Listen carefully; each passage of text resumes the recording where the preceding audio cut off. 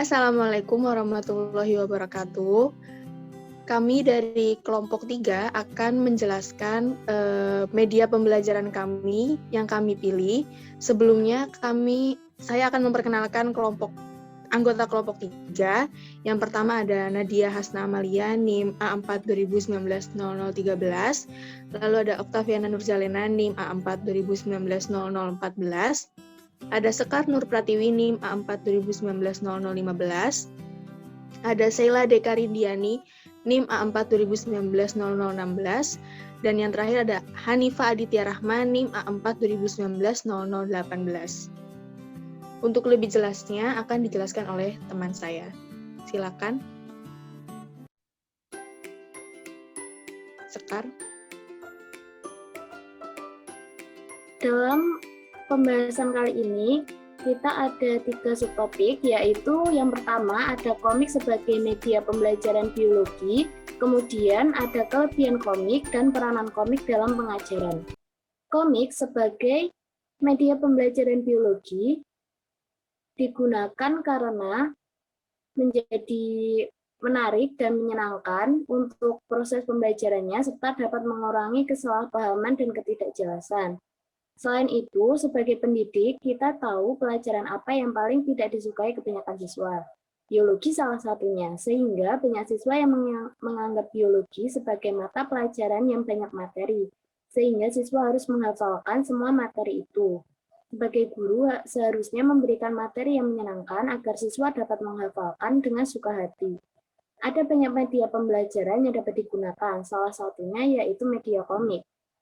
Berbicara tentang komik, bacaan ini sering dianggap rendah oleh berbagai kalangan masyarakat. Komik sering dianggap sebagai bacaan anak-anak karena sangat sederhana, sehingga menjadikan komik sebagai bacaan terpinggirkan yang keberadaannya di perpustakaan sekolah dilarang.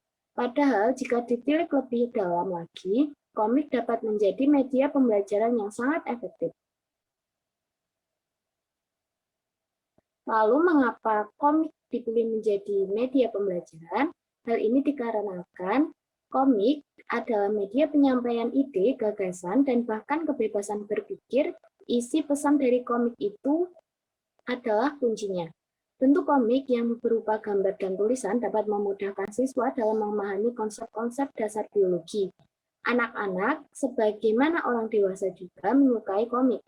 Jika media yang menyenangkan ini dipakai dalam proses pembelajaran, maka akan membawa suasana menyenangkan dalam proses pembelajaran. Untuk selanjutnya akan dijelaskan oleh Sheila. Yang selanjutnya, kita akan mengetahui dari kelebihan komik. Yang pertama, memotivasi. Komik membuat pembelajaran menjadi pembelajaran yang sangat mudah dan menarik. Secara visual, komik terdiri dari gambar-gambar yang merupakan media visual atau kualitas gambar komik dapat meningkatkan kualitas pembelajaran.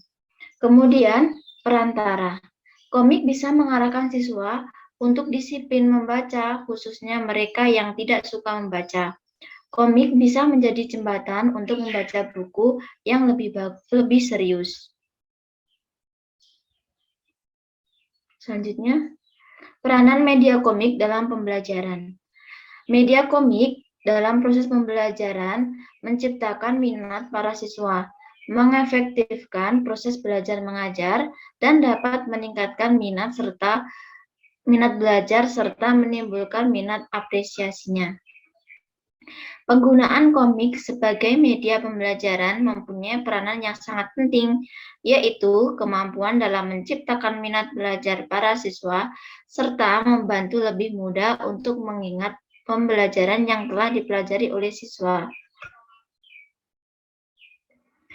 Penyajian komik membawa siswa ke dalam suasana penuh kegembiraan, sehingga menciptakan kegembiraan pula dalam proses belajar. Komik adalah pilihan yang menarik untuk menjadi media pembelajaran, karena keterlibatan emosi pembacanya akan sangat mempengaruhi memori dan daya ingat akan bahan-bahan yang mereka pelajari. Apalagi pada saat usia sekolah, yang kebanyakan siswa masih memiliki gaya belajar visual yang lebih cenderung mengaktifkan ingatannya melalui gambar yang ditayangkan.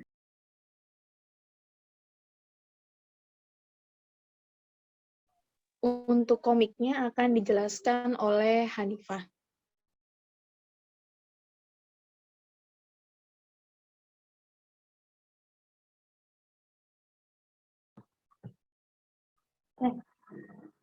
Untuk komiknya, Limbah dan Daur Ulang. Di sini kami membuat komik yang berupa visual. Jelas ini. Ya. Jadi di sini kami membuat komik yang berupa temanya tentang limbah dan daur ulang. Saya akan membacakan percakapan dalam komik ini ya. Nah, pokoknya intinya komiknya tentang limbah dan daur ulang. Terdapat 3 lembar yang menjelaskan tema tersebut. Lalu dalam pembelajaran ini ada tugas praktek yang akan ditugaskan di rumah masing-masing. Nah, tugas praktek ini dengan cara mendaur ulang sampah domestik menjadi ekoenzim. Jadi sampah domestik yang berupa sampah rumah tangga dengan bawang merah atau bawang putih, ataupun kulit buah yang biasanya kita hasilkan. Nah, sampah domestik ini akan dijadikan sebagai sampah ekoenzim. Nah, manfaat ekoenzim ini yaitu menggantikan bahan kimia yang terdapat di dalam cairan pembersih serbaguna, hand sanitizer, sabun, deterjen, pengharum ruangan, serta dapat digunakan sebagai detoksifikasi racun pada tubuh. Nah, banyaklah manfaatnya pada ekoenzim ini. Nah, untuk alat dan bahan ini, bahannya sisa kulit buah, yang 2, gula jawa, dan air organik. Alat-alatnya yang kita dapat dari rumah itu pisau, talenan, toples, timbangan, dan wadah baskom.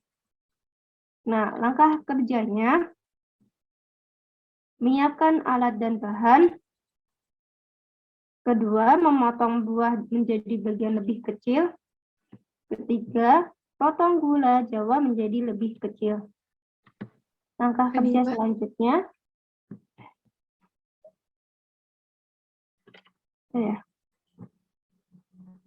Nadia untuk menjelaskan langkah kerja berikutnya.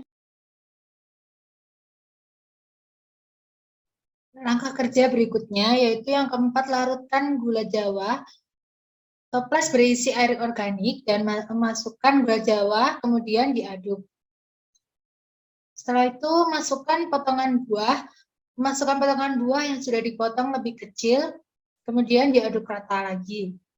Setelah itu yang terakhir fermentasikan, biarkan selama sepekan dengan tutup toples renggang, lalu 3 bulan dengan toples yang kuat.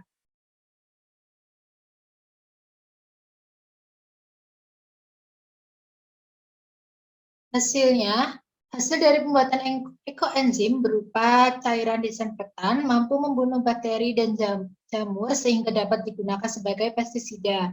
Pembersih rumah tangga karena produk ekoenzim yang dihasilkan memberikan aroma khas dari kulit buah tersebut dan sebagainya.